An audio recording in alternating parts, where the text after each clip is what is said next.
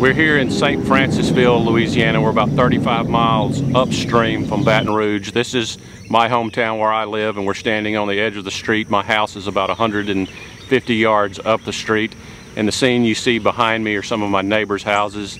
The water is the backwater from the Mississippi River that's came over its banks and is now flooding some of the lower lying areas of the town here in West St. Francisville.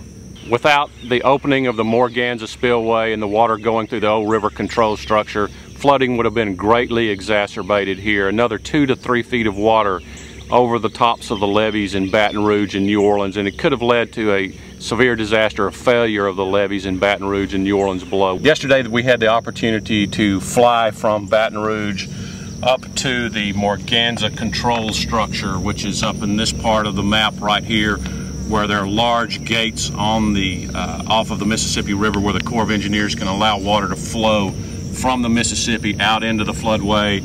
These gates were just boiling with water. There was about the equal amount of water of Niagara Falls going through these gates yesterday. And then we flew up to the old river control structure where the Atchafalaya actually branches off of the Mississippi and begins its journey to the Gulf. And water was coming through all of those to the tune of about the size of 3 Columbia rivers rushing out of the Mississippi River through those gates down into the Atchafalaya floodway. And again, whitewater rapids 5 to 10 foot high for a half mile behind those structures as the water rushed through it out into the main channel of the Atchafalaya River.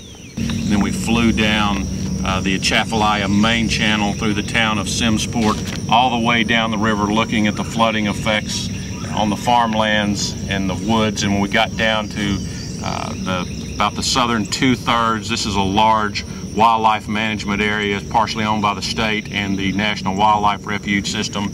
And from about here down, every bit of this forest all the way down, as we flew down the basin to about this point and then turned and came back to Baton Rouge, was flooded, in some places 20 feet deep.